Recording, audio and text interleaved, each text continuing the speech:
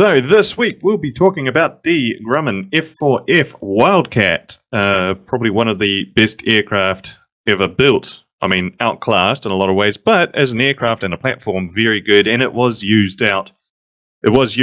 throughout the entire war, so that's got to count for something, hasn't it? I would hope so.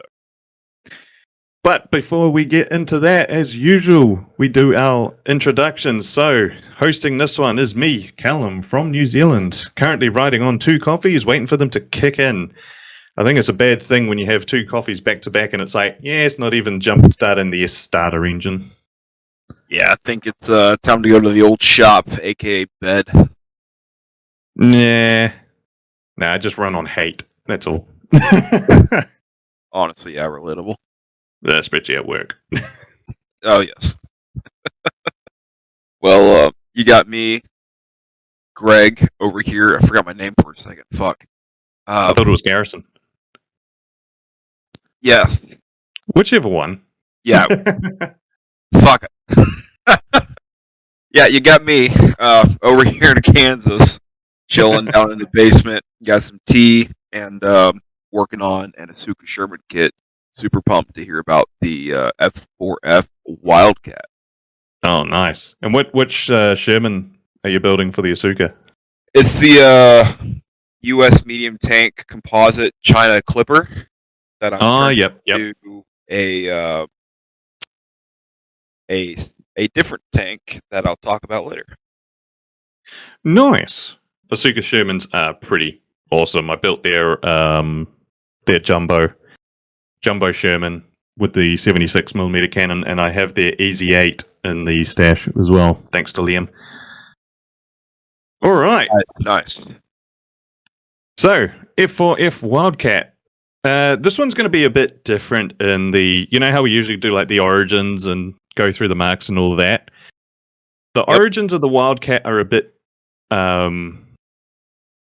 you have the F4F-1 as we're going to talk about, but it was never actually built because things started progressing too fast. So it's a little bit, the start of it is quite weird, how it's like they have like 3 different things going on at the same time. So yeah, it might get a bit convoluted.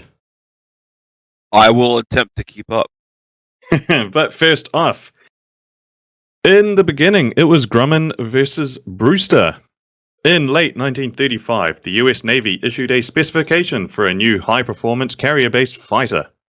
At the time, Grumman was still developing its F-3F flying barrel biplane and responded to the Navy's request with a new proposal, the Model G-16, a biplane design powered with a more powerful engine, either the Wright XR-1670 radial producing 800 horsepower, or the Pratt & Whitney XR-1535 radial with 875 horsepower.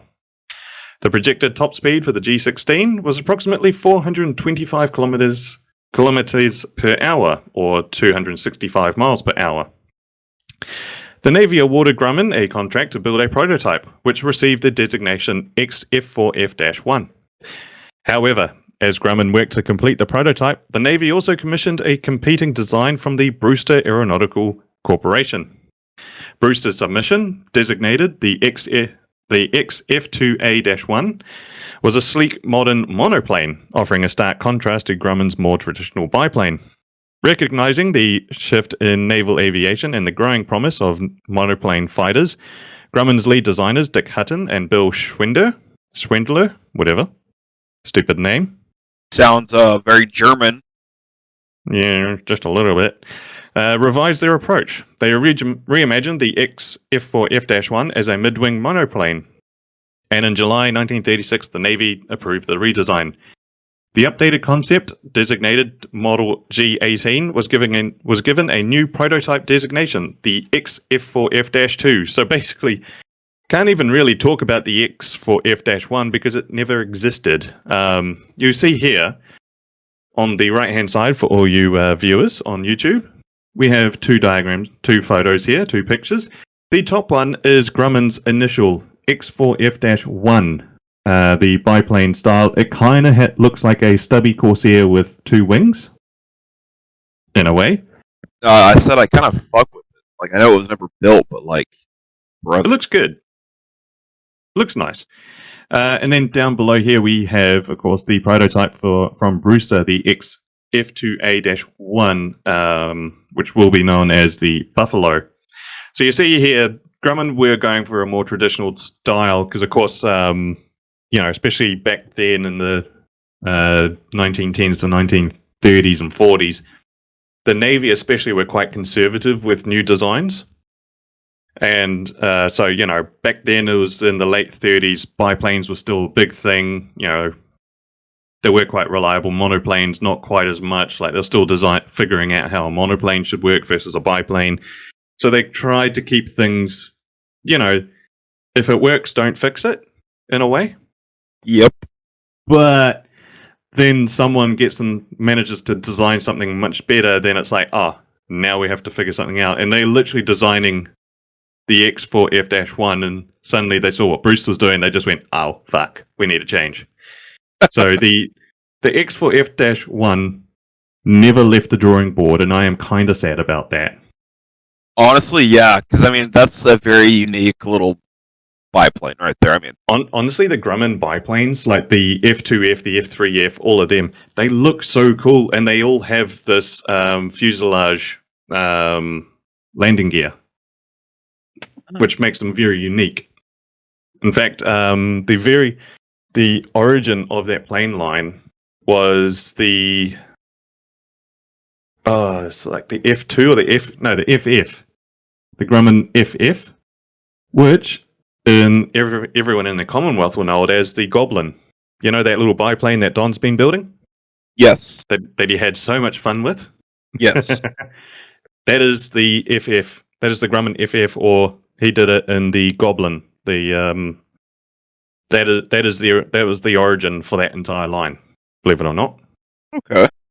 Yeah. So the XF4F-2, and as you can see down here in the bottom right, you'll see there are some noticeable differences from what we know as the Wildcat, specifically in the tail. It looks a bit like a fish. I was about to say it's a very thick boy.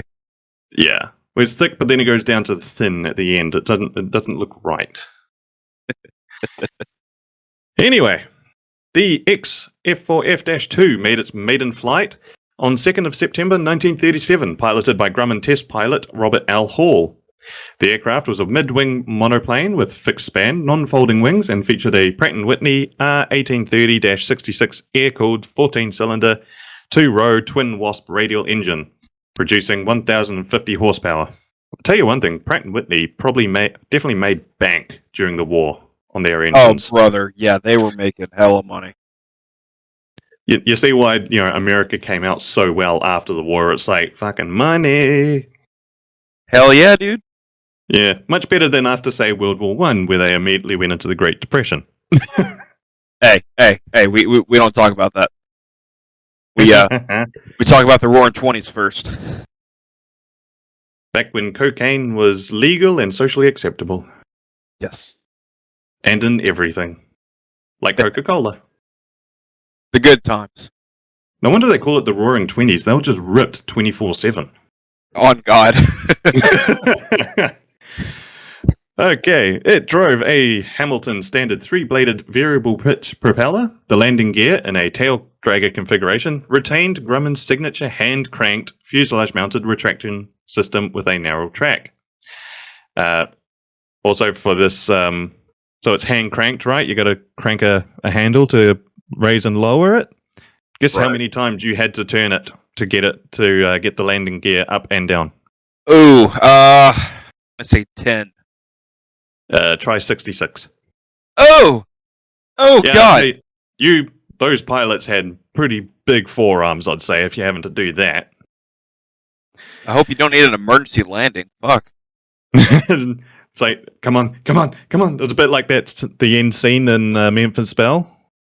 When he's like trying to unwind the. I'm just seeing the pilot every time he has to land. It's like fuck. So this manually retractable gear, first devised in the 1920s by Leroy Grumman for designer Grover Lennon. Lenin? It looks very much that name Leoning. It looks very much like a a tech store we have in New Zealand called Noel Leeming. That's how I read it for a second. Interesting. So it was used in all Grumman fighters up to and including the Wildcat, as well as the J2F utility biplane, also known as one of the most hideous aircraft in the world. It's also known as the Grumman Duck. It's hideous.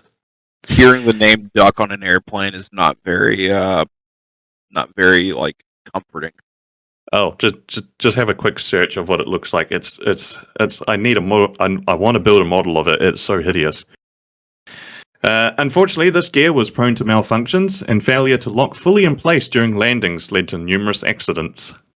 The F4F-2's armament consisted of two 7.62 or 30 caliber Browning machine guns mounted on top of the engine cowling and synchronized to fire through the propeller arc, along with one 12.7mm or 50 caliber Browning in each wing, for a total of 4 guns. Despite this impressive firepower and slightly higher top speed, the aircraft was considered inferior to the Brewster Buffalo in terms of overall performance and maneuverability. Full-scale trials comparing the Grumman and Brewster designs took place at the Naval Air Station Anacostia near Washington, D.C. in early 1938. The X4F-2 suffered from engine overheating and reliability issues. On 11th of April 1938, during one of these test flights, an engine failure forced Navy pilot Lieutenant Gurney to make an emergency landing in a farm field. The aircraft flipped onto its back on landing, though the pilot was uninjured. The damage was extensive and the prototype had to be returned to Grumman for repairs. As a result of the trial, the Navy selected the Brewster design for production in June 1938, officially naming it the F-2A Buffalo, the Navy's first operational monoplane fighter. Despite this decision, concerns about the Buffalo's long-term potential persisted within Navy procurement circles. These concerns led to a contract being awarded to Grumman in October 1938 to rebuild and refine the X-F4F-2 into a more capable aircraft. The Model G36, formerly designated the X-F4F-3. Basically, Grumman was being side bitch. No kidding. Was the side piece for when you're not too sure about the main chick, you know? Yep. The redesigned X-F4F-3 took to the air for the first time in 12th February 1939, again with Bob Hall at the controls. Wait, didn't he flip it last time? Yeah, that's what I was thinking. Like, out of all the pilots, you chose him again? This version featured an upgraded XR 1830-76 twin Wasp engine with 12,000 horsepower. 1,200, fucking 12,000 in an aircraft, Jesus. And a two-stage supercharger. Other changes included a lengthened fuselage, enlarged wings with squared tips, and a redesigned vertical stabilizer. Following evaluation flights, further refinements were made, such as extending the fin forward and raising the horizontal stabilizer on the tail. Experiments also conducted with an oversized propeller spinner, then a popular aerodynamic concept. But this was ultimately abandoned due to its ineffectiveness. And I think I do have a photo of that with the big spinner, and it looks hideous. Oh, I bet.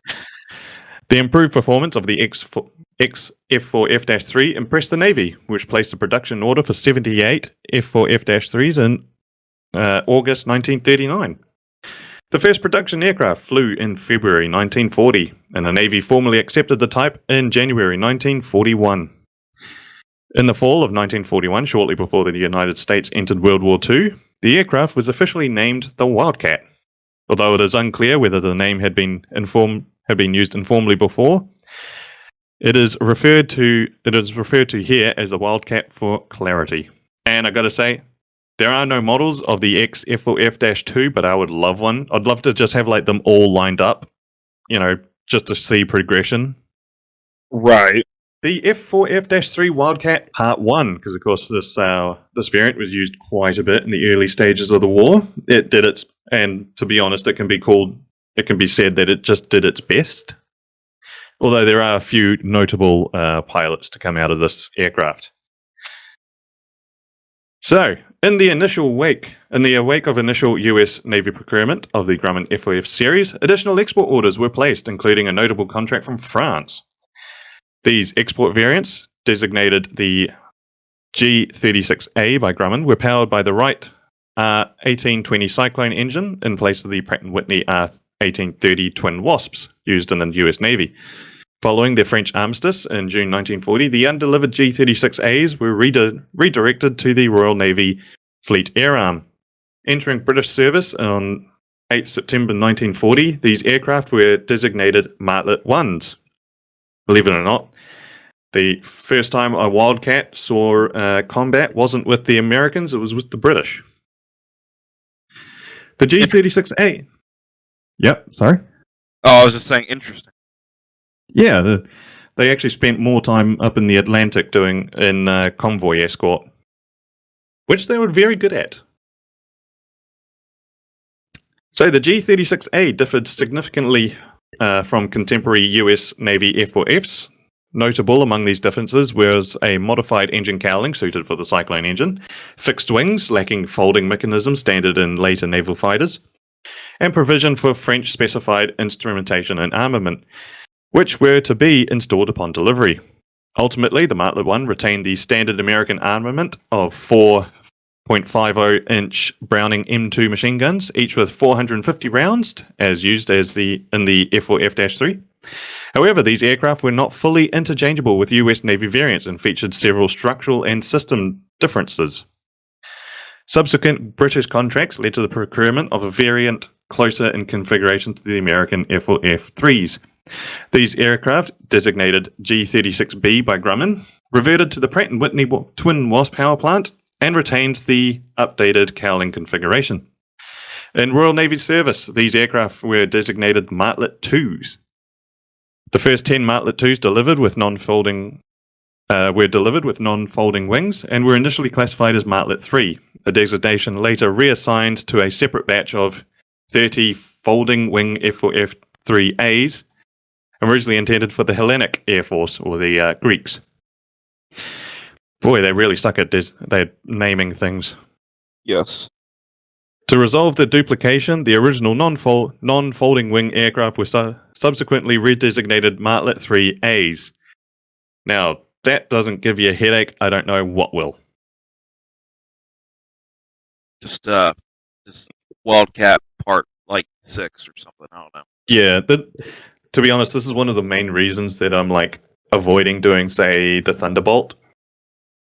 You've seen the list of variants for the Thunderbolt, haven't you? I have. Yes. I took one look and went, okay, I've scrolled 3 times. I'm still going through them, and it's literally, they changed the exhaust stack, so they've named it the P47-25C. Then they changed this one other thing, so that became the P47-36A, and oh my god, it gave me a headache. And I was like, no, not yet. Yeah, that's gotta be a later episode for sure. Ugh, that might be like a 3-parter on variants. Honestly, fair. Operationally, early production F4F variants, both in American and British service, were hampered by issues with their armament installations. The wing-mounted M2 Browning machine guns, while generally reliable in other applications, were prone to jamming due to suboptimal installation geometry and cable routing. This issue was not unique to the Wildcat. It plagued many early war American fighter designs. There is one thing to note. Installing guns and wings was actually, even at this time, a fairly new concept and still not fully worked out. We'll say, of course, up to this time that a lot of stuff were, they had one machine gun in the wing. Most of it was centered on the fuselage and the nose and stuff like that, which is a lot easier because you have more space. Whereas a wing, you have other things in there and it's just, smaller. But I did find an explanation as to why. But we'll get to that in a second. One of the most well-known combat actions involving the F4F-3 illustrates both the aircraft's capability and the limitation imposed by unreliable armament. On 20 February 1942, during an engagement near Bougainville, Lieutenant Edward Butch O'Hare, anyone who's interested in naval aircraft should know that name. Flying from the carrier USS Lexington, single-handedly intercepted a formation of Mitsubishi G4M Betty bombers. In a matter of minutes, O'Hare shot down 5 of the enemy aircraft, an action for which he was later awarded the Medal of Honor. Notably, his wingman... Was that? Oh, it's a fucking raw. In that one action, he became a fighter ace, by the way. Because you need 5 confirmed kills for a fighter ace status. Also, you'll notice American kills versus British kills in the Wildcat are vastly different because the British had a much more stringent requirement for confirming a kill. Americans, it was more, I went out and shot down 2 aircraft. Cool. Yep, that's cool. You got them. Whereas the British, they had to review gun cam footage and it had to be corroborated with a wingman or something like that, you know? They had to show, say what the markings where they shot down, and very convoluted. Honestly, I kind of fuck with the British way better. Well, I mean, they got to prove they shot someone down. Yeah, 100%. Notably, his wingman was unable to engage due to a complete failure of his guns, an incident that underscored the persistent deficiency in early Wildcat gun installations. Imagine being that guy. You're coming up against a bunch of these fucking Jap aircraft, and you go to fire, and you're like, click, fuck. And then your wingman shoots them all down, gets the Medal of Honor, and you're sitting there like, really? Really? Like, I would have done something too! It's like, can we share that one? It's like, I was there. Bro, wouldn't it have been some shit if his wingman was like, bro, he's totally BS, and we didn't see a damn thing on that fucking...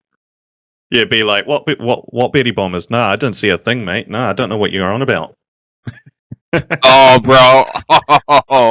Oh, God, that'd be horrible. Hey, then again, you do know this. You know the saying, every orgy needs a witness. True. Okay, so operationally, early production F4F variants, both in American and British service, were hampered by persistent issues with their armament installations. The wing-mounted 50 cals, while generally robust and dependable in other contexts, proved prone to jamming in combat. This is primarily due to the complex geometry of gun bays and routing of the ammo feed mechanisms. Because the guns were mounted in the wings, rather than synchronized to fire through the propeller arcs as in earlier designs, they had to be installed at a slight angle within relatively cramped compartments. What it means by this is, in the fuselage, you can have them basically pointing straight ahead, and you'll be fine. In wings, though, you do have what's called the, I think it's angle of coincidence or something like that, or conversion distance. And basically, your guns need to be angled so the bullets converge at a set distance from 200 feet to 800 feet in front, depending on, a lot of it depended on regulations, but also on the pilot themselves. Some pilots prefer different distances for engagement. But that does mean that you have angled things in a wing that hasn't got angled things in it, if you know what I mean. Yep. This layout forced the ammo belts to pass through convoluted feed chutes with tight curves and steep and sharp directional changes, which increased vibration and reduced reliability. Additionally, temperature fluctuations and the vibration of carrier operations further exacerbated by the problem by causing misfeeds or deformation of the belts under load. The electrically operated solenoids and firing mechanisms also suffered from inconsistent actuation due to poor cable routing and exposure to the elements. This jamming problem was not unique to the F4F Wildcat, however. Similar difficulties were encountered in other early war US fighters such as the P-40 Warhawk and P-39 Airacobra. In most cases, solutions were eventually implemented through improved feed chute design, better materials and enhanced maintenance procedures, but during the crucial early months of the war, these issues severely hindered combat effectiveness. The F4F-3 Wildcat Part 2, also, side note, you know that big nose cone that I was talking about? Yeah. There it is, top right. God. Yeah, it's ugly, isn't it? It's hideous. I don't like it. In response to a shortage of advanced two-stage superchargers needed for high-altitude performance, Grumman developed a simplified variant of the F4F-3, designated the F4F-3A. This model retains the overall airframe and configuration of the F4F-3, but was powered by a 1200 horsepower Pratt & Whitney R1830-90 twin Wasp radial engine, equipped with a more rudimentary single-stage two-speed supercharger. The lack of a two-stage supercharger limited the aircraft's high-altitude capabilities, resulting in a maximum speed of approximately 312 miles per hour, or 502 kilometers an hour, at 16,000 feet, a noticeable performance drop compared to the standard F4F-3s. While the F4F-3A was deployed alongside its better-performing sibling, it was viewed unfavorably by Navy aviators, who regarded its degraded high-altitude performance as a liability in combat. Despite these shortcomings, the aircraft was pressed into service due to the pressing demands of wartime production and urgent need to equip expanding naval air units. In British service, the F4F-3A would be designated the Martlet 3B. At the time of the Japanese attack on Pearl Harbor in December 1941, the US Navy and Marine Corps only had a limited number of Wildcats fully operational. USS Enterprise was the only carrier with a fully equipped Wildcat squadron on board, Fighting Squadron 6, or VF6, which was operating F4F-3As. Enterprise was in the process of ferrying Marine Fighter Squadron 211, also equipped with F4F-3s, to reinforce the American garrison on Wake Island. Meanwhile, USS Saratoga was in San Diego preparing for deployment with VF-3, also operating F4F-3s. At Iwa Marine Corps Air Station on Oahu, I think that's how you pronounce that, 11 Wildcats from VMF 211 were parked where the Japanese attack began on 7th December 1941. 9 of the aircraft were either destroyed or rendered inoperable. On Wake Island, 7 of VMF 211 Wildcats were destroyed during the initial Japanese air raid on 8th December, Wake local time. Despite these heavy losses, the remaining 5 Wildcats mounted a determined defense. On the 9th of December, a Wildcat pilot achieved the first confirmed bomber kill of the campaign, and the squadron later scored a notable success by contributing to the sinking of the Imperial Japanese Navy destroyer Kasad. I don't know.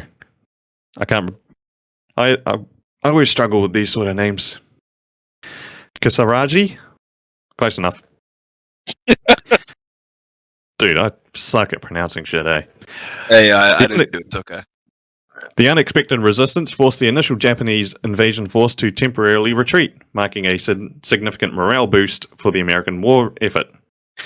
In May 1942, F4F-3s of VF-2 and VF-42 aboard the USS Lexington and Yorktown took part in the Battle of the Coral Sea, the first naval battle in which aircraft carriers engaged each other without direct ship-to-ship combat.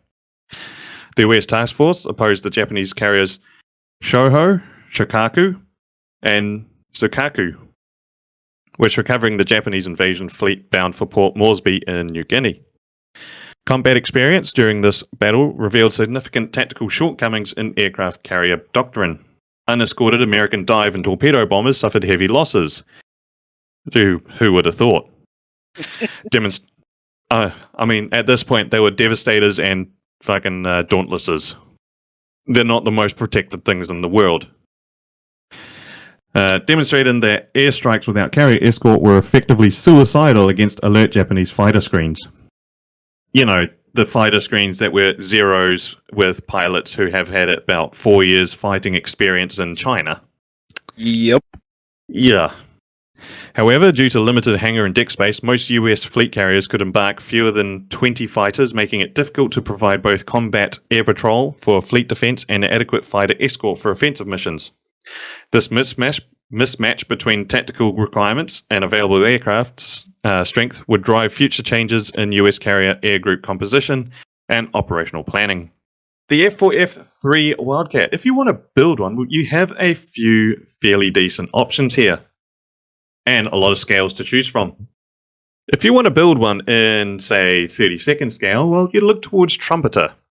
You have both the early and late variants of Wildcat with markings to signify both.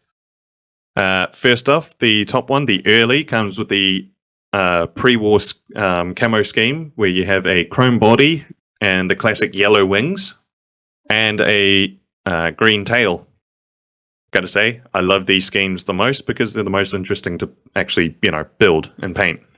And they look cool. Right. And of course, the 32nd scale late Wildcat has the more classic mid-blue over light grey. Not as interesting, but I believe this one, they also have the markings for Butch O'Hare and there was another ace in Wildcat's, Thatch. I can't remember his full name.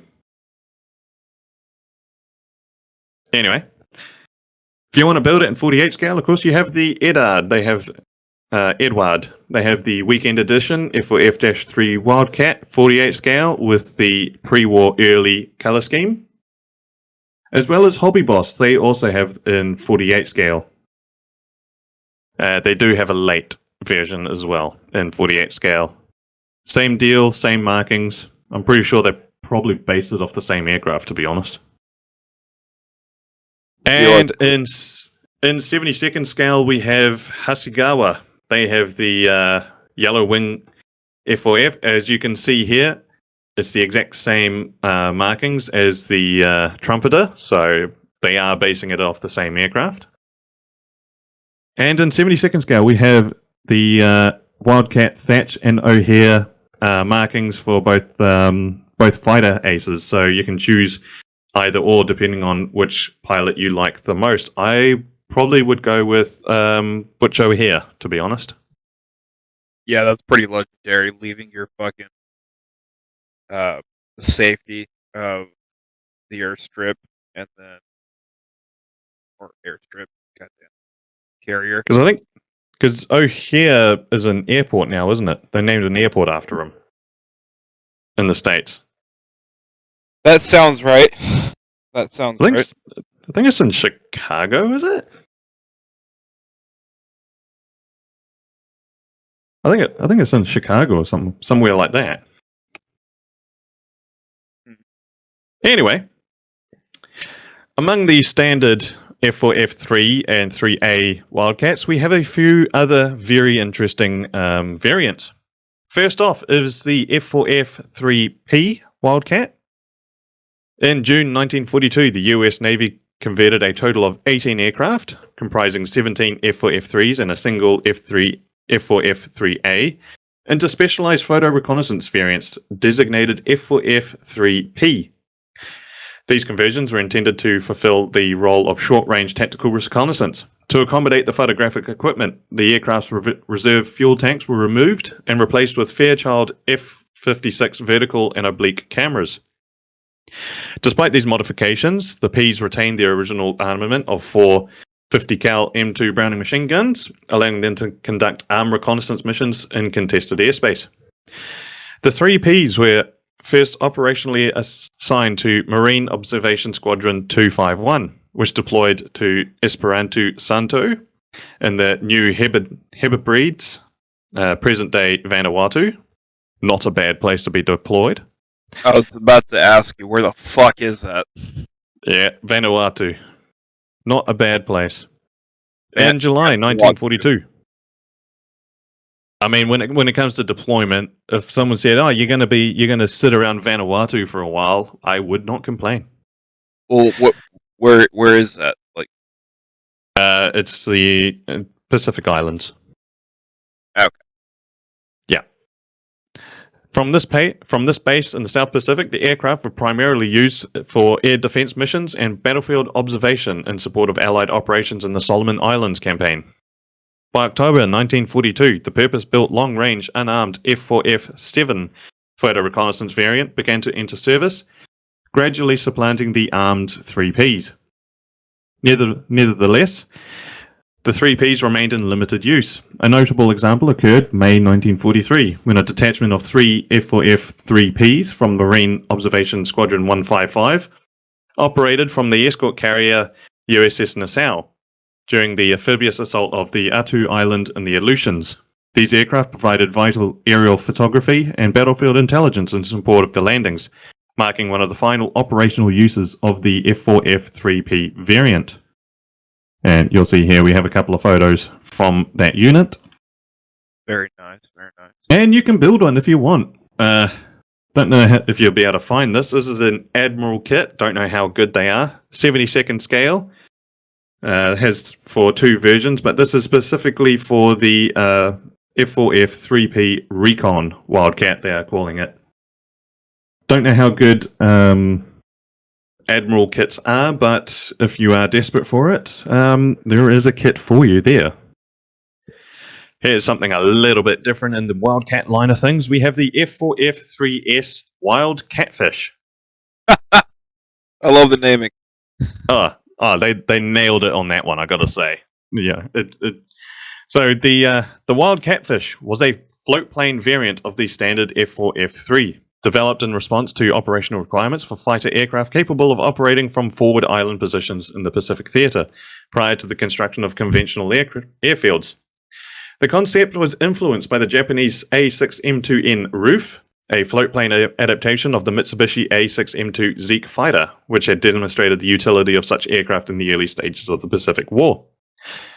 To create the float plane Wildcat, Bureau number 4038 was modified by installing a pair of large main floats manufactured by the Ado Aircraft Corporation. These were supplemented by smaller stabilizing floats under the wingtips. To compensate for the destabilizing aerodynamic effects introduced by the floats, additional modifications were made in the tail assembly. Initially, small auxiliary vertical fins were added to the horizontal stabilizer. However, this proved insufficient, necessitating the later addition of a ventral fin beneath the fuselage to improve directional stability. The prototype F4F3S made its maiden flight on 28 February 1943. Predictably, the added weight and aerodynamic drag from the float significantly degraded performance, reducing the aircraft's maximum speed to approximately 241 miles per hour. Not the best, we can say. Given that the standard F4F3 already struggled to match the performance of contemporary Japanese fighters such as the A6M0, the float-equipped variant was deemed operationally impractical. Compounding this was the unexpectedly rapid pace at which the US Navy construction battalions, or CBs, were able to build forward strips, effectively eliminated the need for a float plane fighter. As a result, only a single example of the F4F-3S Wild Catfish was completed and no further development followed. I do believe by 1943, during the island hopping campaign, the CBs could do a landing strip in an hour or something? It was something stupid like that, eh? Oh, I didn't know that. What the fuck? Oh, using master mats and all that, they could literally take over an airfield and have Corsairs and stuff landing within an hour or two. It was ridiculous. With the Japs still on the run, 500 meters away, here come our boys in the planes. Jesus. Yeah, pretty much. And yet to have a bit of fucking road built nowadays takes 2 months. And yeah. 2 months, my ass. You should see construction in the States. Yeah, I think it's just worldwide. There's more job security. I think that's what it is. I mean, you don't build a good road that will last forever once.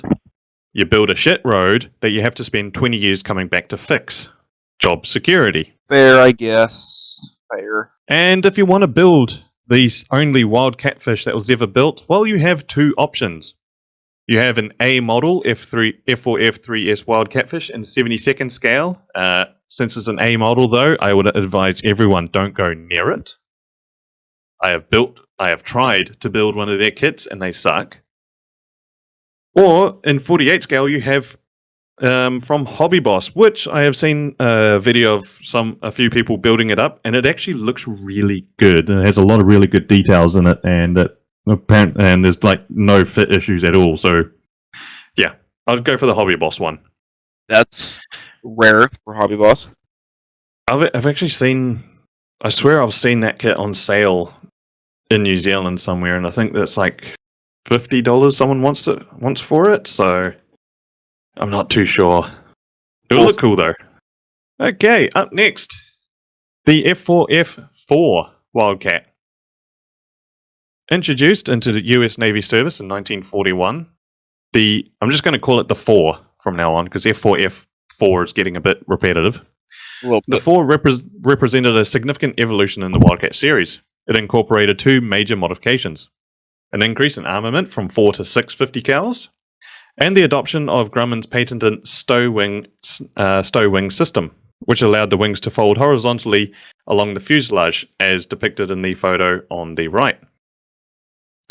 This innovative feature dramatically improved aircraft carrier storage capability, permitting over twice the number of fighters to be embarked compared to previous non-folding wing designs. The 4 quickly became the definitive Wildcat variant during the early years of the war, seeing widespread combat service, including at the Battle of the Midway in June 1942. At that point, nearly all US Navy squadrons had transitioned from the earlier 3s to the new folding wing 4, with the exception of Marine Squadron VMF 221. Of course, it's the Marines that never change, which continue to as Garrison can atone, if it's shit, the Marines will take it. Pretty much. Which continued to operate the older model. Notably, Fighter Squadron VF-42 aboard USS Yorktown was the last carrier base unit to complete the conversion, doing so en route to Midway when VF-3, under the command of Lieutenant Commander John Thatch, ferried in replacement aircraft. Despite its operational advantages, the 4 was not universally welcomed by American pilots. The additional pair of machine guns significantly reduced the available ammo per gun, lowering effective firing time, whereas the 3 offered 450 rounds per gun, providing approximately 34 seconds of sustained fire, which for 50 cals is a lot. The 4's 6-gun configuration reduced the load to 240 rounds per gun, giving a maximum of about 20 seconds of firing time. The decision to increase the number of guns is believed to have been influenced by British operational preferences, especially engagements against heavily armed German and Italian aircraft. Which, for, when you're going up against, say, a 0, you don't need that much. Yeah. Commander Jimmy Thatch, an influential figure in the US Navy fighter tactics, is reputed to have quit.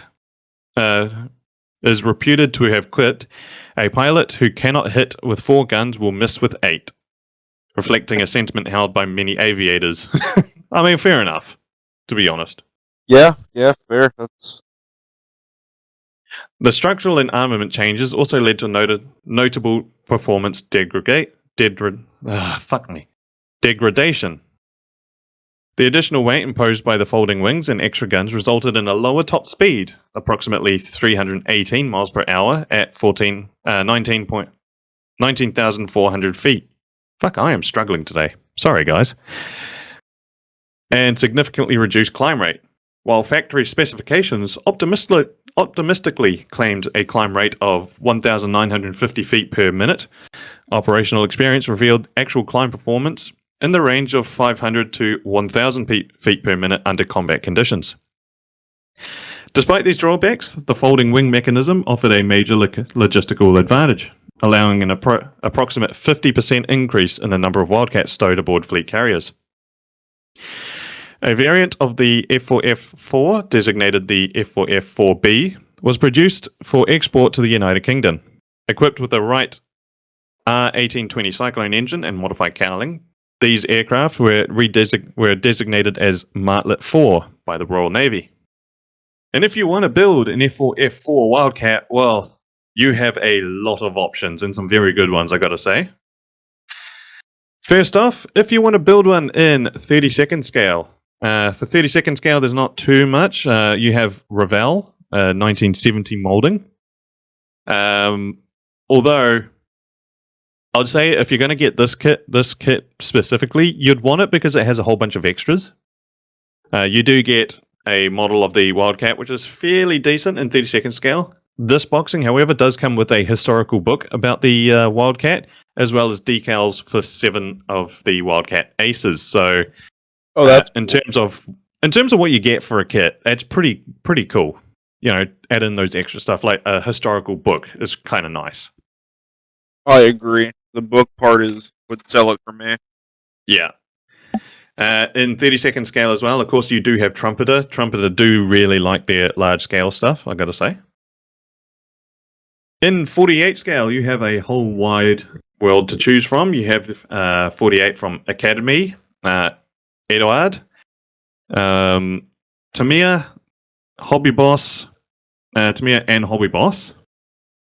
In 72nd scale, you have Armor Hobby, which is supposed to be a really good kit, as well as the Eduard and, of course, Tamiya kit. You have Airfix for their, they come in Operation Torch markings. Very nice box art as well, going up against Vichy French. And you have the 72nd scale one from Academy. And I actually built this kit when I was 8. I still have that, believe it or not. Just a wee lad. Yep. And the landing gear collapsed when I built it.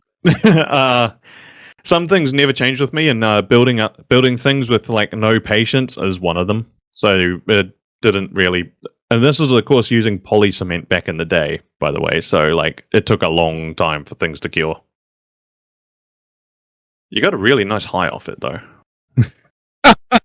I still remember the smell of poly cement even to this day. It's horrific. Up next, we have an F4F Wildcat. 2 early production 3 airframes, the 3rd and 4th built, bearing bureau numbers 1846 and 1847, were modified to test compatibility with the Wright R1820-40 Cyclone engine.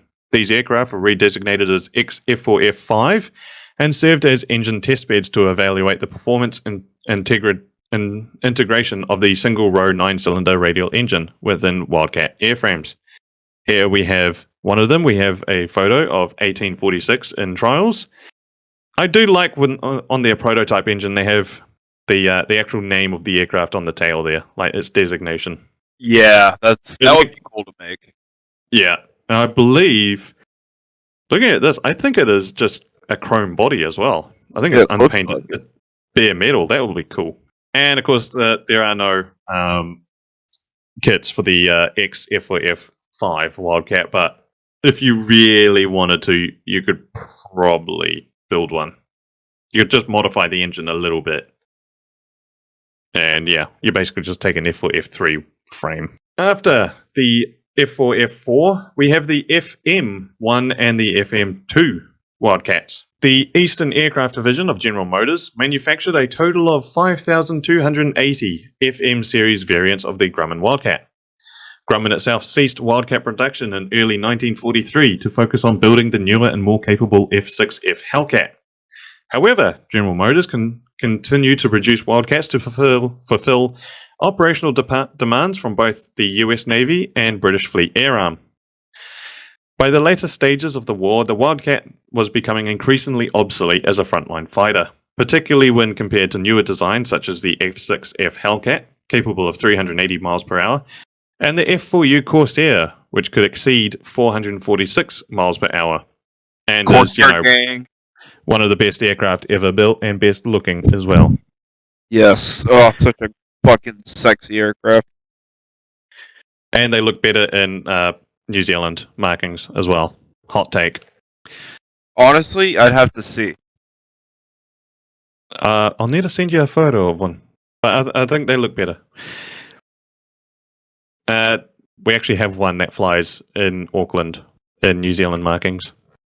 Hell yeah. Despite this, the Wildcat remained effective in the limited operational environment of escort carriers, which lacked the size and catapult systems necessary for operating higher performance aircraft.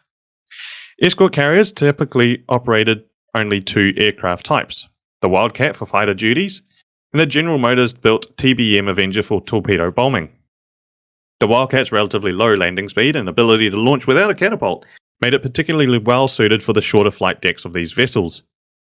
Initial production by GM took the form of the FM1, which was functionally identical to the F4F4, but featured a reduced armament to 4 50 cal machine guns instead of 6, and added provisions for 2 250-pound bombs or 6 underwing rockets.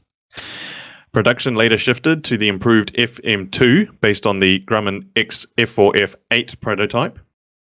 The FM2 was optimized for carrier escort operations and featured a more powerful 1,350 horsepower Wright R1820-56 Cyclone engine, along with an enlarged vertical stabilizer to counteract the increased torque of the upgraded power plant.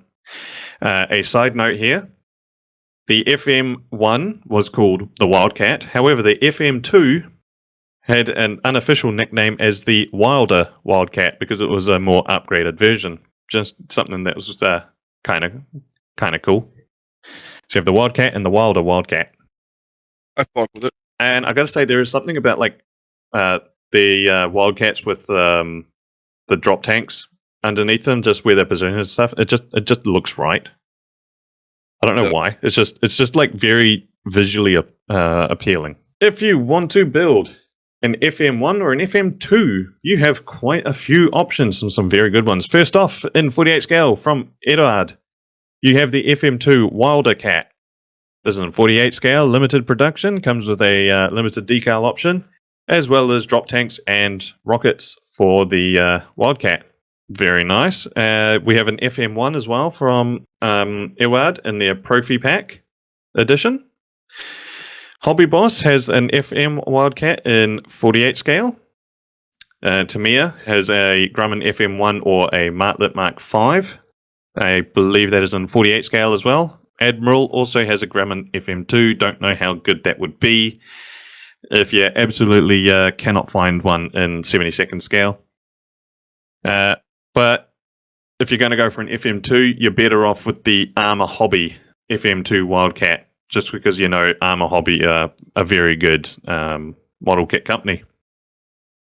Hobby Boss offer up to 72nd scale FM1 and FM2 Wildcats, as well as Hasegawa with an FM1 Wildcat in 72nd scale. Up next, we have the F4F7 Wildcat. The 7 was a dedicated photo reconnaissance Wildcat variant of the Wildcat, specifically configured for long-range missions. To maximize its operational range, all armor and armament were removed, significantly reducing weight. The aircraft was equipped with non-folding metal-carrying wet wings that accommodated an additional 555 gallons of fuel. Combined with internal fuel stalls, this brought the total capacity to approximately 700 gallons, enabling a maximum range of up to 3,700 miles. Only 21 examples of the F4F7 were produced. And of course, there are no model kits for this one, although you could blank over the guns on a standard and you'll be fine. Next, we have a bit of a weird one, the F2M Wildcat. The F2M1 was a proposed development of the FM Wildcat by General Motors, their Eastern Aircraft Division.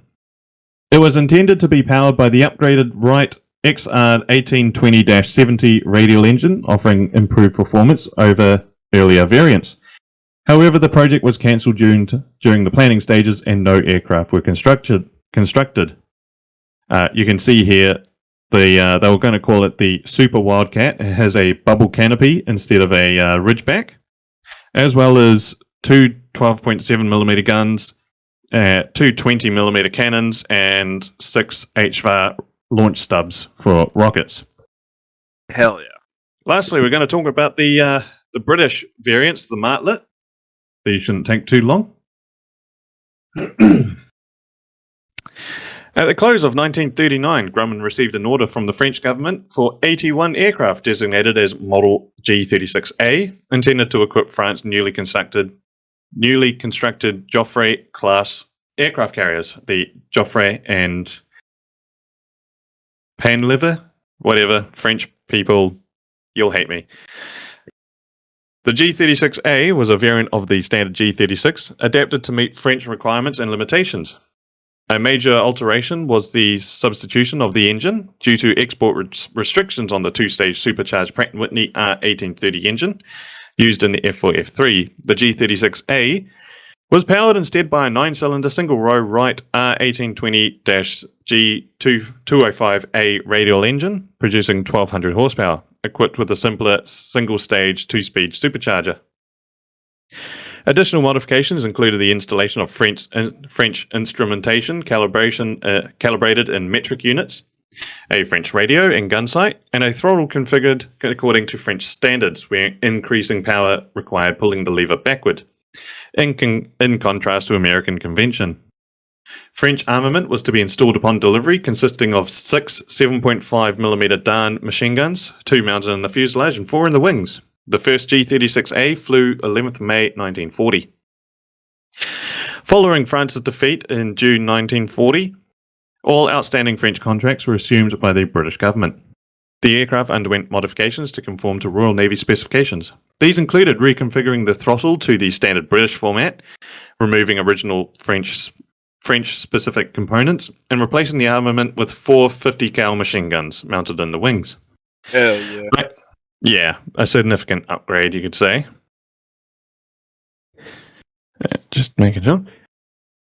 Blackburn Aircraft was tasked with converting the G36As for British service, a role the company continued to fulfill for subsequent Wildcat variants delivered under Lend-Lease. Modifications included the installation of British catapult spools, gun sights, and naval equipment. Although British radios were initially trialled, American sets were ultimately retained due to their superior performance. Designated Martlet Mark I in the Royal Navy service, these aircraft did not feature folding wings and were therefore generally assigned to land-based operations. One notable exception was the embarkation of 6 Martlet Is with 882 Naval Air Squadron aboard HMS Illustrious, beginning in March 1942. In April, Illustrious transferred 2 Martlet Is to HMS Archer while in port at Freetown. During the voyage to Durban, shipboard personnel retrofitted folding wings onto at least one of these aircraft. Separately, in early 1940, Belgium placed an order for at least 10 G36As intended for land-based operations. These were similarly configured to the French order, but with tail hooks removed. However, the fall of Belgium in May 1940 precluded delivery, and the aircraft subsequently redirected to the Royal Navy. It would have been cool to see what a Wildcat in Belgium markings would have looked like, to be honest. Agreed. So here we have 2 Martlet Mark Is. The top one, that, standing next to it, is famed British ace and test pilot Eric Winkle Brown. And I gotta say, again, American aircraft and British markings just look a bit better for some reason. So, if you want to build a Martlet Mark I, you have 3 options, and I've never built AZ model kits, so I don't know how good they are, but I'm pretty sure these are all reboxed Hasegawa kits. But you have a Mark I or G36 with a very old school FAA camouflage scheme, including the black and white underside. You also have the standard Martlet Mark I with different decals, basically. Don't know how good they would be, but if you're really, really desperate for one. I really fuck with the AZ model box there. The which one? Like the one on the right. Oh, this one. Yeah. Yeah, it looks pretty good. See, I wish the Americans during the Second World War were a bit more inventive with, camouflage schemes. Dude, not just blue. Yeah, just blue. So, what are you going to paint it? Blue. It's my favorite color. It's the color of the sea. Martlet Mark II. Prior to the delivery of the Mark I, the FAA had already placed an order for 100 aircraft under the designation of G36B. These aircraft were specified with the Pratt & Whitney R1830-S3C4-G. Fuck me, just give it a name. Radial engine. A single-stage, two-speed supercharged power plant suited for naval operations. Unlike the earlier French-configured G-36As, these G-36Bs were tailored from the outset to meet Royal Navy requirements. A key feature requested by the FAA was the incorporation of Grumman's patented stow-wing folding wing system, first introduced with the F4F-4. This was necessary for compatibility with the illustrious class aircraft carriers, whose elevators could not accommodate non-folding wing aircraft. The first 10 G-36Bs were completed with fixed wings due to production constraints, and the first aircraft with folding wings were not delivered until August 1941. British Martlets differed from the US Navy F4F3s in several aspects. They included armor protection for the pilot and self-sealing fuel tanks. A larger tail wheel was also fitted.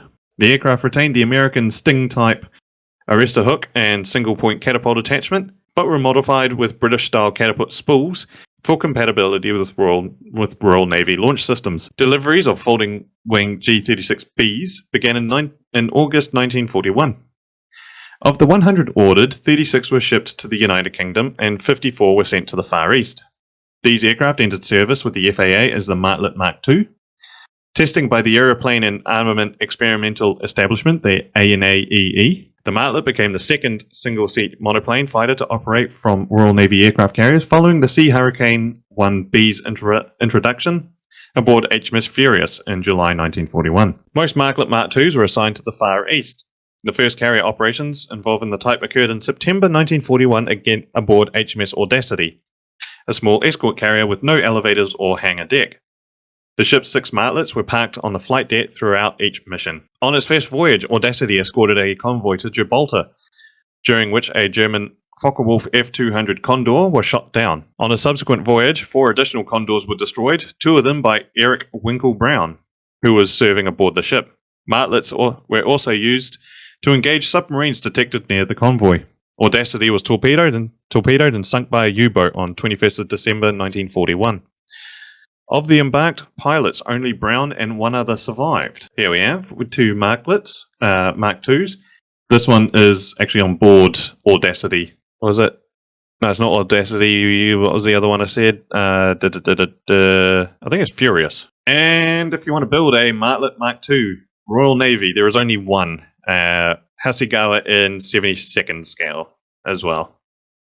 Although, to be fair, the difference between a F4, F4, and 3 and a Martlet are mostly internal. Maybe the engine cowling is slightly different. That's about it. Then again, it's a Hasegawa kit, so quality is not assured, just in my experience. You're not wrong, buddy. I built a Hasegawa kit and there were like 3mm gaps on the wings to the fuselage sort of thing. It was ridiculous. These ones are cool. The Martlet Mark III. The first 30 3A aircraft were originally intended for delivery to Greece following the Italian invasion in November 1940. However, by the time of Greece's defeat in April 1941, the aircraft had only reached Gibraltar. They were subsequently taken over by the British Fleet Air Arm and designated Martlet Mark IIIBs. These aircraft were equipped with non-folding wings and were operated exclusively from land bases. They were deployed in a shore-based capacity in the Western Desert. Additionally, 10 fixed-wing G-36Bs were delivered to the Fleet Air Arm and designated Martlet Mark IIIAs. These Wildcats are pretty cool. Well, Martlets are pretty cool because they don't have any sort of blue camouflage. Well, majority blue. They have desert camouflage schemes. Like these. Oh. If you want to build a Martlet Mark III specifically for the Western Desert, well, you have two. You have an AZ model in 72nd scale, as well as Hasegawa. They have a Martlet Mark III number 805 squadron with a very cool desert sand over, I think they call it azure blue. I think it's that. Both of them look really cool.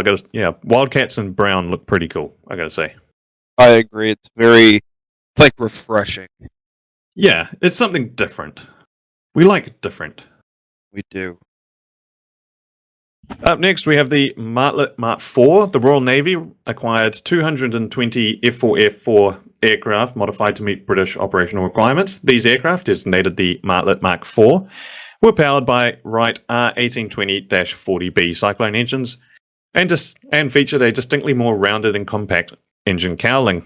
Unlike their American counterparts, the Martlet IVs were equipped with a single double-wide cowl flap on each side of the rear cowling and omitted the lip intake found on earlier variants. For all those who are into that sort of detail when building things, take note. Performance testing conducted at the Boscombe Down, with the aircraft loaded to 7,350 pounds, recorded a maximum speed of 278 miles per hour at 3,400 feet, and 298 miles per hour at 14,600 feet. The service ceiling at this weight was measured at 30,100 feet. And as you can see here, these photos are depicting Martlet Mark IVs on, I think this is Audacity. No, it's not Audacity. It will be Illustrious, I have a feeling. British aircraft carriers were a bit smaller, but yeah.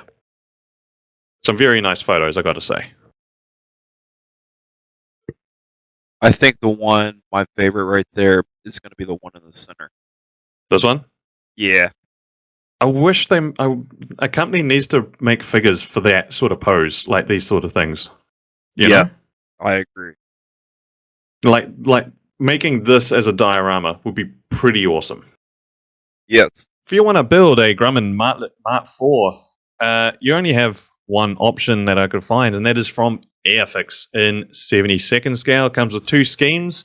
One is an American, one is British. Both have the same camouflage. And this one features a very nice box art. That is up there.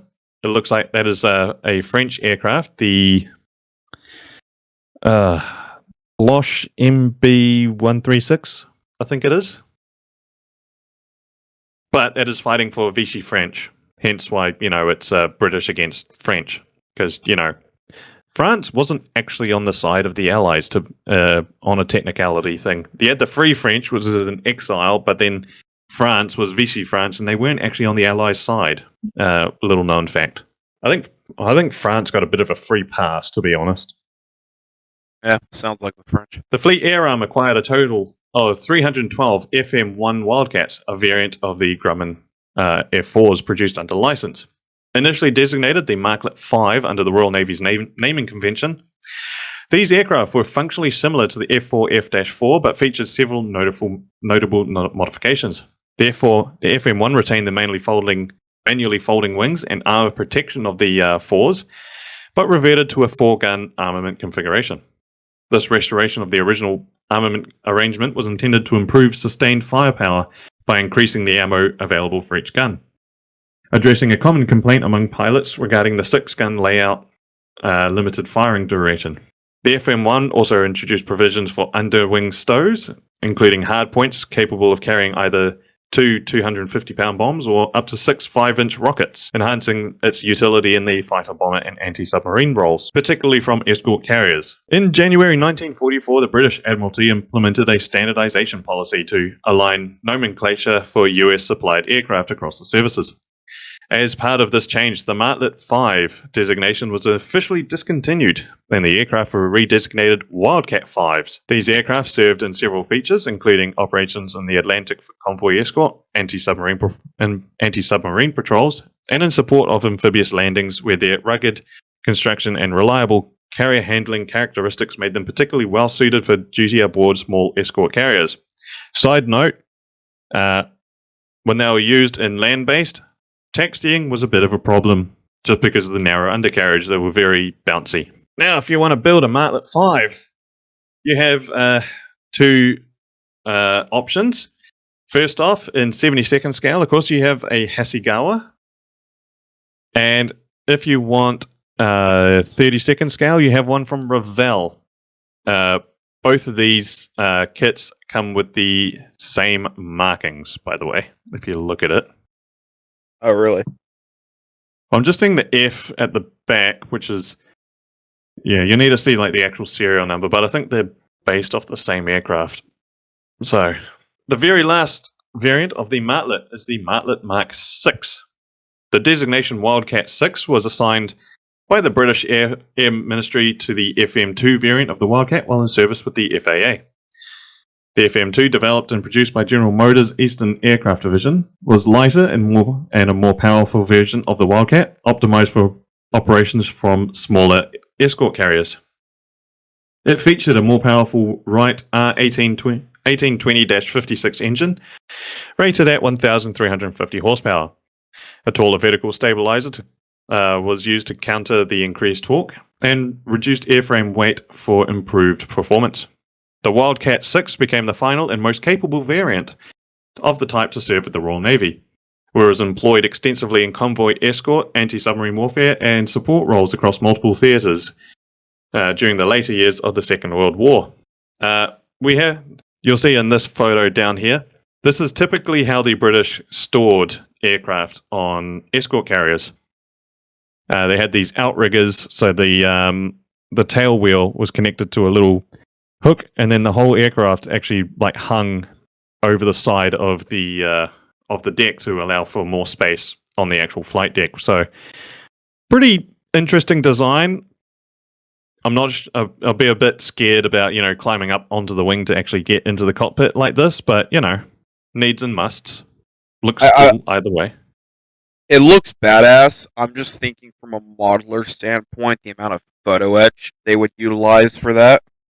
Well, I mean, you could probably just build like the little section of the outrigger, to be honest. That wouldn't be too much. You just need some like styrene I-beams and stuff like that. It wouldn't be too much, especially if you do it in, say, 72nd scale. A Wildcat's not too big, Oh, 72nd scale, yeah, you're good. I'm thinking like 1 to 400 scale.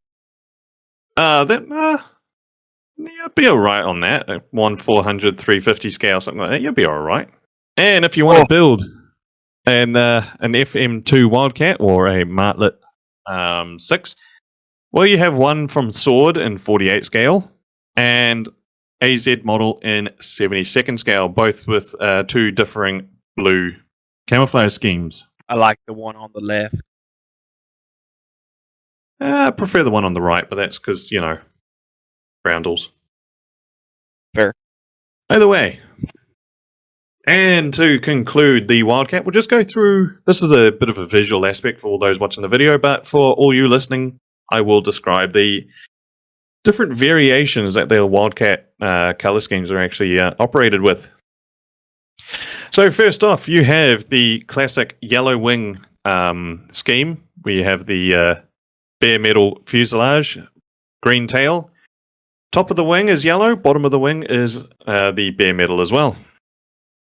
Later variants ended up just being light grey all over, so if you want to go with something a little bit different that you don't usually see, you have the classic blue-grey over the top of light grey for the majority of most Wildcats, especially the 3s.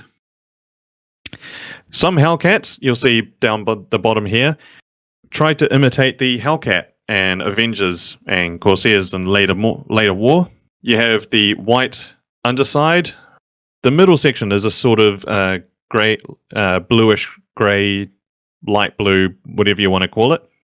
And the top is the dark blue. Classic colours of, say, Corsairs and Hellcats. And you have a few variations of these. There were some Hellcats that were painted a gull grey, it is called, on the top, with a insignia white for the majority of the bottom. A very interesting looking grey and white scheme there. It'll be a bitch and a half to paint with all the white, but it would probably look pretty good. And of course, with the grey and white, there was also a variation similar to the two-tone blue and white, where you have two tones of grey, a lighter grey and a darker grey on top, which I think would look really good as well. That'll be a really interesting one to paint. Of course, you have the all-over dark navy blue tops and bottoms. Very boring.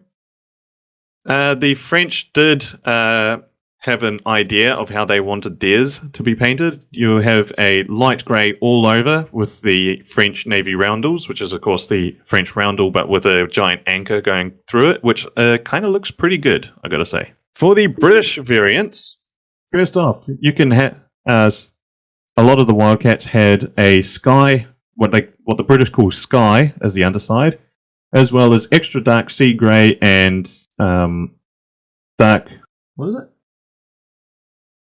And a sort of dark green over the top. Of course, you have the sort of classic British FAA colour scheme with the dark slate grey, dark sea grey, and sky. Sort of standardise what you'll see for FAA aircraft. One variant they did, I believe this for reconnaissance, was an azure blue all over. The land-based ones, you have azure blue over the top and midstone. Azure blue for the bottom, midstone on the top. And there was a variant for a night fighter version, which had midstone and dark earth over the top in the usual British camouflage, and black underneath, which I kind of fuck with. This looks good. Very different. And then lastly, of course, you have gloss sea blue all over for the later variants, and the slate grey, extra dark sea grey, and sky as well. And I just included this little diagram for all those who want to pause to see the British standard for camouflage schemes. And that is it. That is all for the F4F Wildcat. I hope you guys all enjoyed that. Hopefully there's a bit of inspiration for building a Wildcat. I know I really want to build another one again. Possibly in 48 scale, maybe 32nd scale, just for the lols. That is it. How'd you enjoy that one?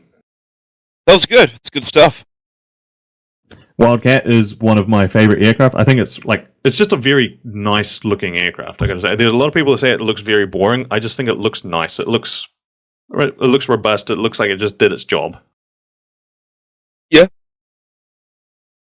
All right, so we are going to head into a quick intermission. Then, of course, we will be back with hobby news, whips, and a new announcement for everyone. So join us. We'll be right back. Okay, and we are back with the hobby news. And this week we have some pretty good releases. So shall we get into it? Let's send it. Tell you what, for this episode, let's do a Garrison rating. We'll announce it, and then we'll get how many Garrisons out of 10 for each release based on Garrison's idea. How does that go? Alright, fuck it, full send. First up, this is an absolute blast from the past. If you are listening and watching and remember episode 3, which happens to be Garrison's very first appearance. Was it episode 3, wasn't it? Was 3 or 4, I think. Yeah.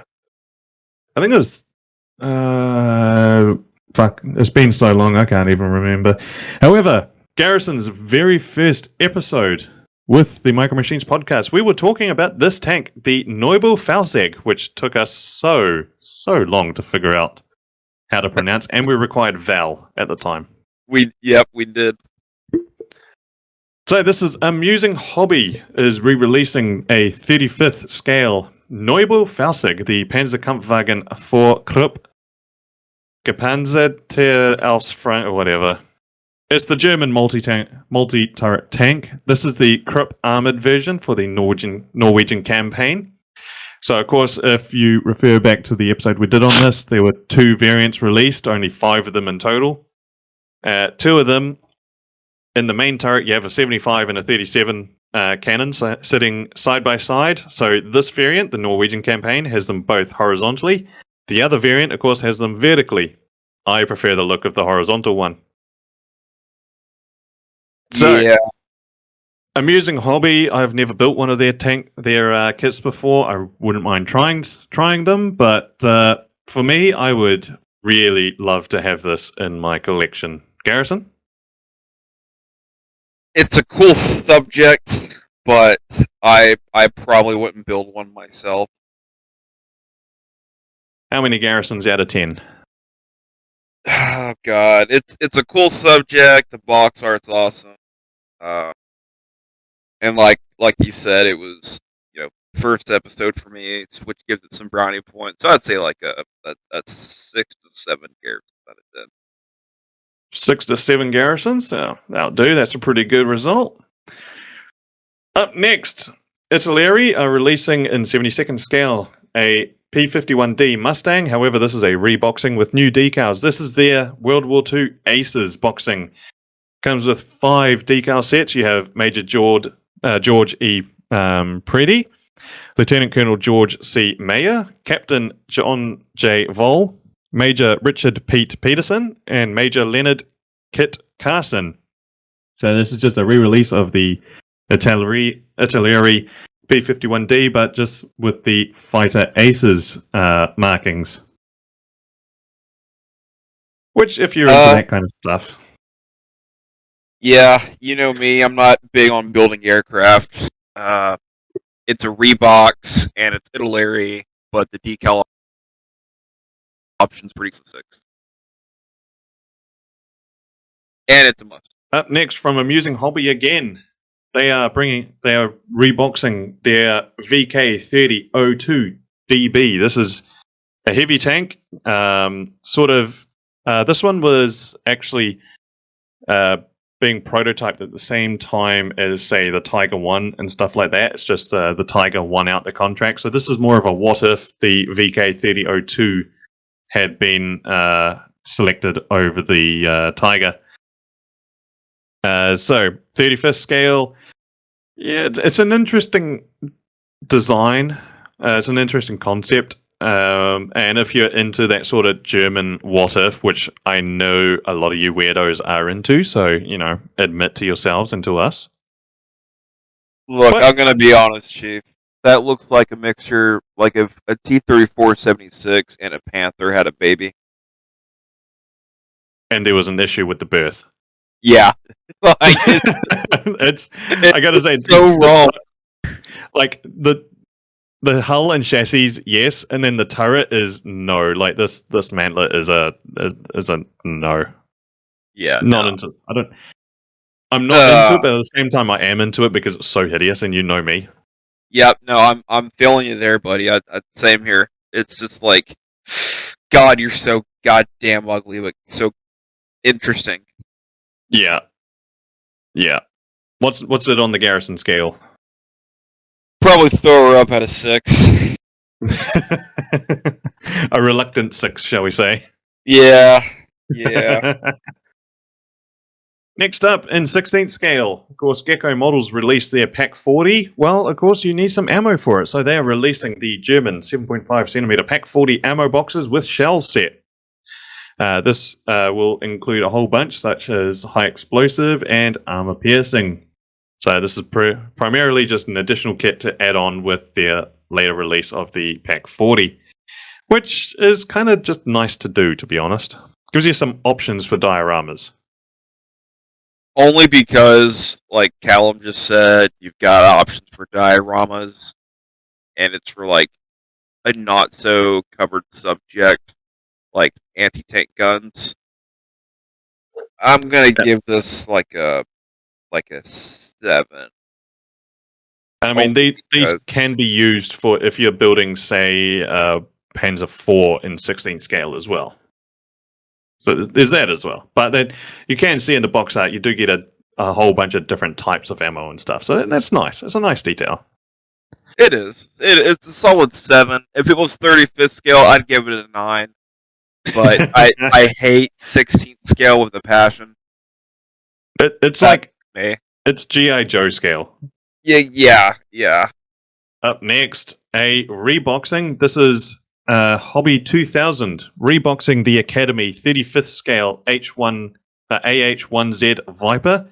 However, instead of doing the US Marines, they're doing the Czech Air Force markings. So you have the low vis Czech roundels, as well as a very cool light grey, dark green camo scheme here. So, I mean, I'd buy it just for that alone, to be honest. And I'm not even like a big Viper fan, but this looks really cool.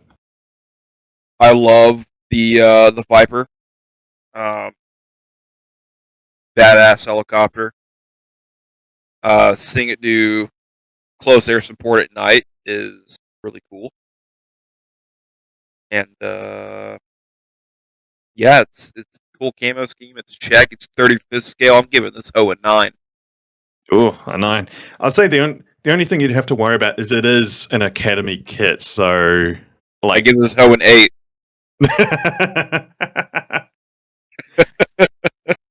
Okay, up next from a model company kit that I've never heard of, but this is Dogfighters Models, DFM. So they are bringing out a BF-109 V1.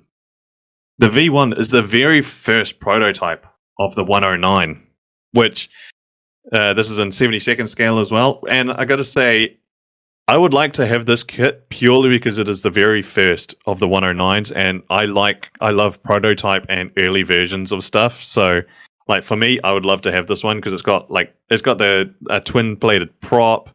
It's got this a very different air intake. It's got a different engine in it entirely. It's got some very very early stylings in the BF-109. So this is the prototype. This will be really cool to have, and it's an all over bare metal finish as well with some wing markings. I'm going to give this probably a 7. Yeah, I think a 7 because you don't know what dogfighter models are like to build. It might be, like a model where you want to jump out a window. Yeah. Or throw it through a window. Up next, Mini Art 35th scale. We have the for God's sake, Sonderranger Ost 1.5 ton. It's a German cargo trailer. If you want to add it on to, say, the back of an SDKFZ 251 or something like that. For those that are into that kind of like specifics, it's just a set of wheels and a wooden box on top, so not too exciting, I have to say.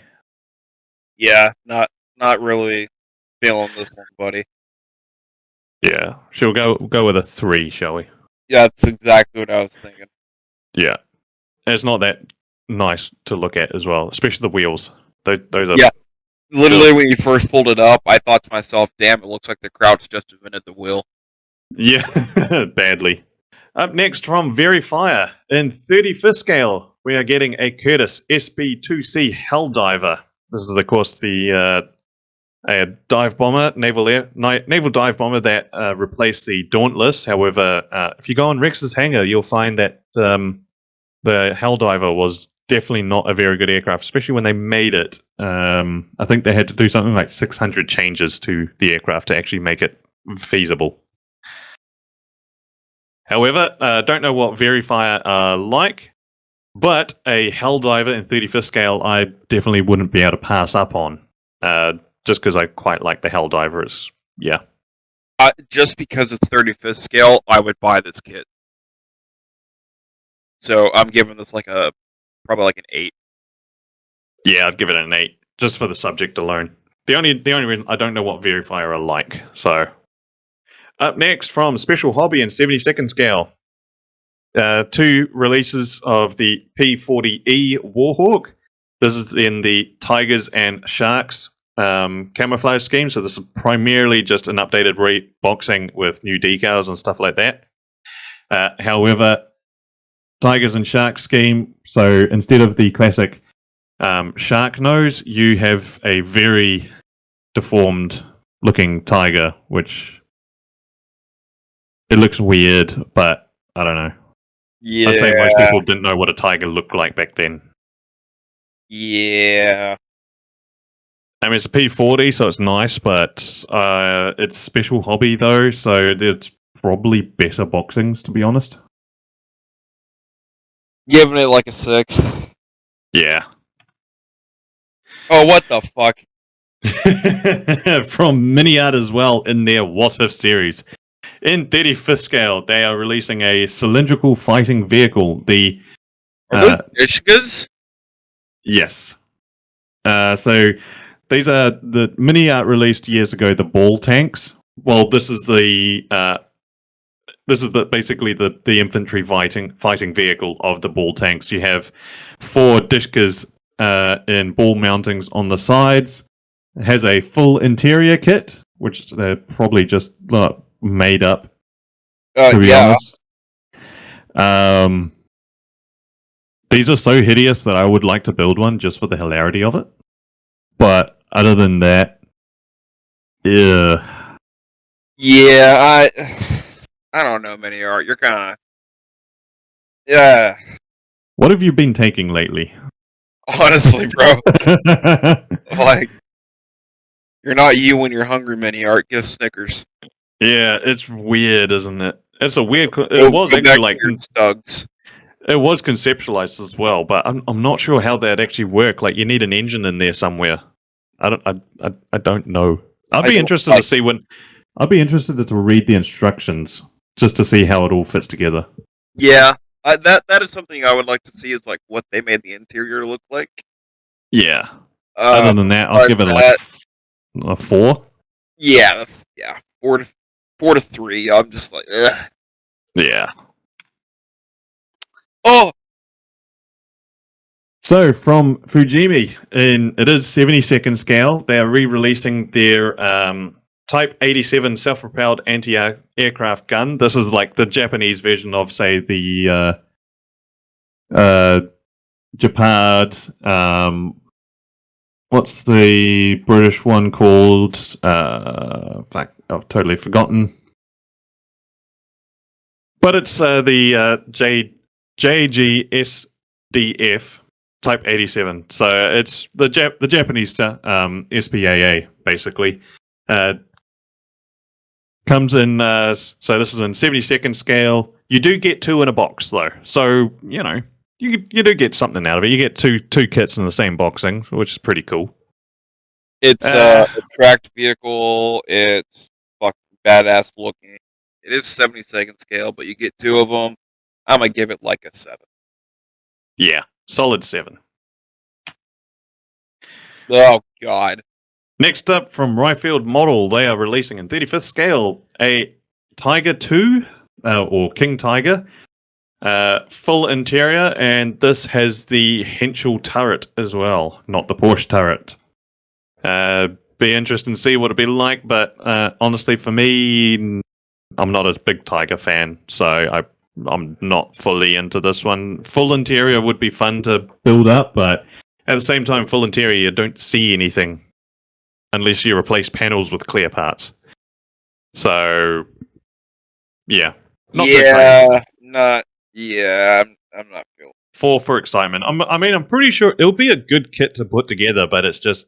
Oh, yeah, it's rifle model. Yeah, it'll be great, but it's just... From Clearprop, we are getting in 48 scale 2 F4B4s. These are naval biplane fighters of the 1930s. We have 2 variants. We have the US Navy on the left here and the US Marines on the right. Basically just 2 different markings, but either way, I would love to have at least one of these because they are so cool looking. They're cute. And also it's clear prop, so it'll be a fairly decent kit to put together as well. I'm gonna give this one like a 7 to 8. Yeah, 7 to 8. It's not a subject that's covered a lot, so I think, like, I know I can get a 32nd scale of these, but it's Revell, so you don't know what it'll be like. Yeah. Oh, hell yeah. From Ryfield Model again, in 35th scale, an M1240A1M ATV with RPG net system and a complete full interior. I gotta say, I'm not a big modern guy, but this thing would probably do it for me, especially the RPG net system looks really cool, although it's probably a pain in the nuts to put together. We called these JLTVs, the Marine Corps. And oh yeah, they're fucking awesome. So, I do like the fact that the Crows system has an M2 and an M240 in the in the one mount. I would get this. I'm giving this like an 8. An 8, solid 8. Yep. I'm just wondering how, like, this would have to be photo etch, wouldn't it? At least the mesh. It's gotta Like be. that, it looks like it would be an absolute pain in the nuts to put together. But I wouldn't mind this. I really wouldn't mind it, to be honest. Especially with the full interior, so you could be able to have like the doors open and shit. Yep. Yep. Up next Okay. from Gecko Models, we're getting in 35th scale a Bedford OYD truck, the 3-ton 4x2 GS, the metal cargo body.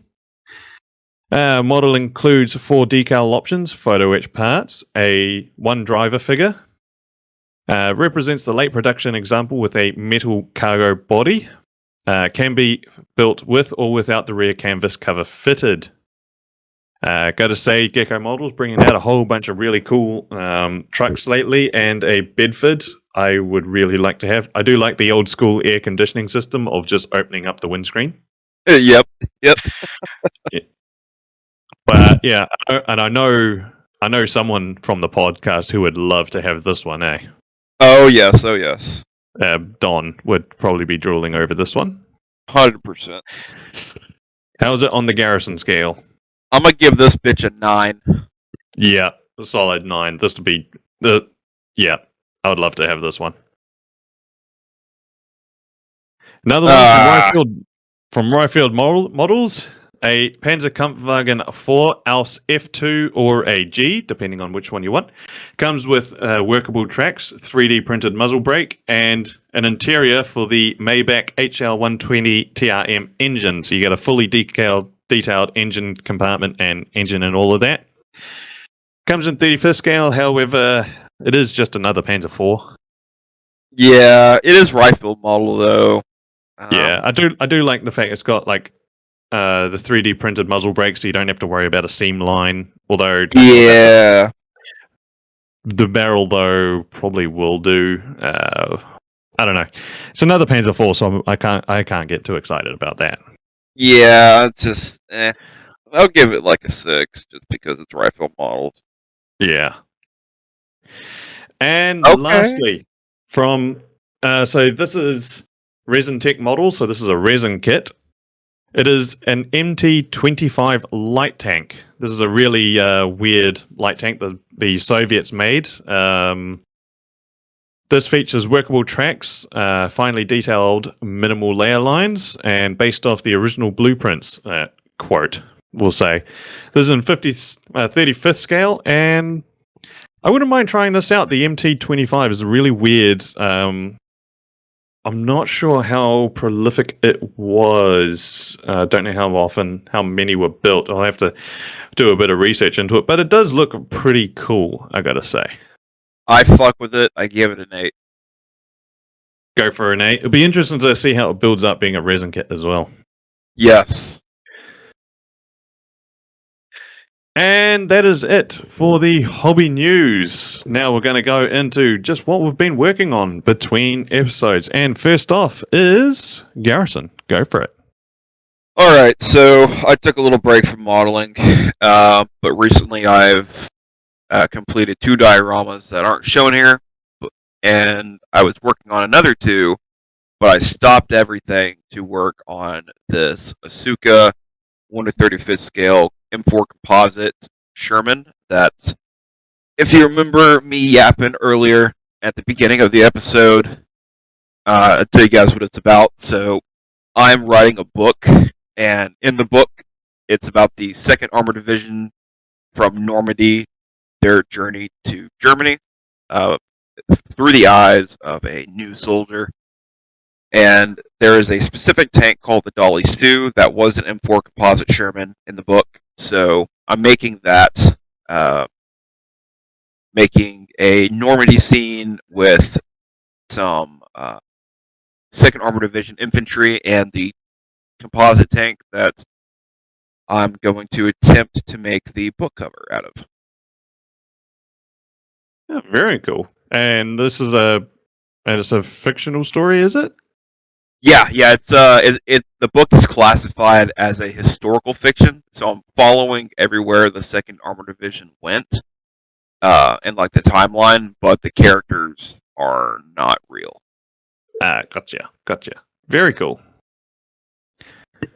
And then on the left side, you can kind of see I did like a mock-up of what the book cover would look like. You'll have the 4 infantrymen coming into a field with hedgerows behind them, and then in the background you'll see Dolly Sue, the tank, and then the 4 infantrymen to the right there, built up really nice.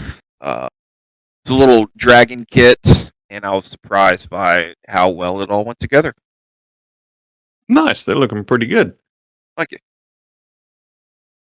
it. Just 2 slides from me. First off, this little weekend build, because of what we're going to announce in a minute. I've been kind of had a bit of time to kill, and I'm between. I've got 2 projects going on, but both of them I'm waiting on paint. So I decided to pull this Hella 1/400 scale Type 7C U-boat out of the stash, and decided it has the markings for U-96, which of course is famous for the movie Das Boot, one of the best war movies out there, in my opinion.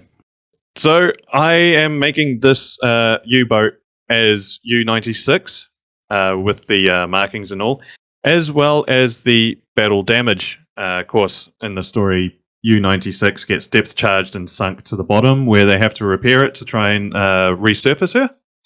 And I'll be depicting the moment they actually resurface the U-boat, and of course using the movie as reference for what damage they put on, weathering and stuff like that, as well as in the Helikit, it doesn't include the handrails on the back, which are quite distinctive for a Type 7. So I scratch built them as well. And they're not perfect, but it's going to work with the whole battle damage type aspect of things. So, that only took me 2 days to do. Well, I think in total it was like 4 hours maybe. Okay, So I'll probably start working on the water base for it later today. And another Helikit again. This is their 1/400 scale torpedo boat, the Type 39. So this is specifically T-23. Eventually, this one will be used by the French after the war, but I'm going to be doing it in the German markings. And of course, it had this 4-color splinter camouflage scheme. So I'm currently waiting on paint for that. So I've got it in its base grey, and then I'll start applying layers on top of that for the sides. So all the parts can be pulled apart, so I can mask and paint them individually to make life easier for me. So nice. Yeah, that's what I've been working on. Very cool. And we have an announcement. Of course, we have a brand new group build that is starting. This time it is naval aircraft.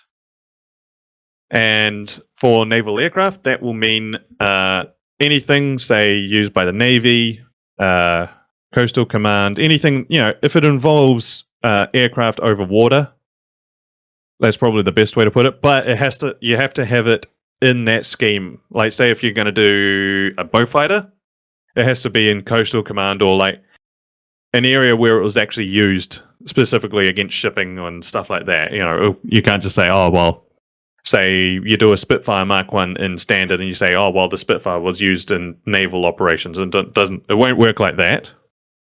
Right? So the rules are an aircraft, which can be fixed wing, rotary, jet, or lighter than air, any time period from the inception of human flight to now. Said aircraft must be in the service of a nation's naval or maritime defense element, or have a role in which it is primarily maritime in nature, i.e. RAF Coastal Command in World War II.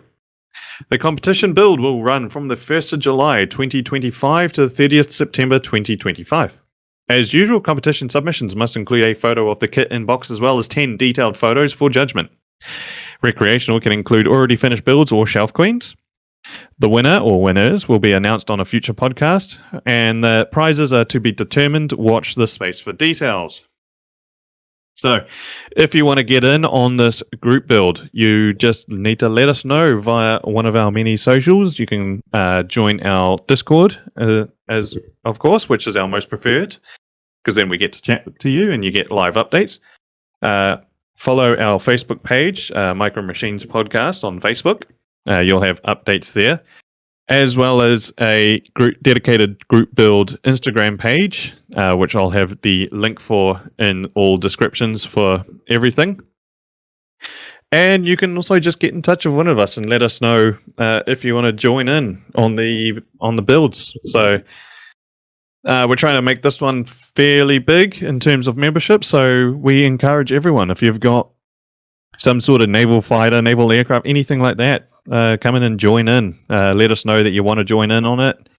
We keep a somewhat informal list of people just so we know how many people we're expecting to get submissions for, and to remind you to make sure you get finished and all that. But yeah, naval aircraft for this group build. This will be group build number, oh god, how many have we done? I don't even know. 9, I think. Something like 8 or that. 9? Yeah, 8 or 9. And that's it. That is all we have for this episode. But of course, since we have come to the end of the episode, we need to do our big Patreon shout out. So a special thanks to our Patreon supporters, Paul Gallagher, Lord Floki, Robert Judson, Brel Mastroianni, and Liam Barnett, as well as our Pinju follower, Robert Brisbane. You guys just help make things a little bit easier around here. Of course, if you want to join and support us on Patreon, you will find us at Patreon/Micro Machines Podcast. There you'll find a few things like some outtakes or some videos that we couldn't quite include on YouTube. Stuff that are funny or interesting stories, but YouTube probably won't allow. And also, you'll just be helping us out with some running costs and stuff like that. But that's only if you want to. We won't force you.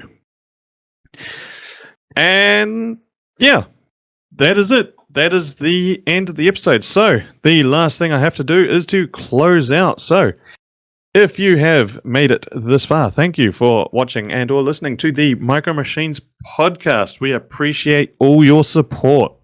Of course, don't forget, we will be releasing a secondary subsidy podcast, Duds of War, which we have new episodes coming up for that as well, once I get a few things sorted out. But until then, we will see you in the next episode. Bye for now. Deuces.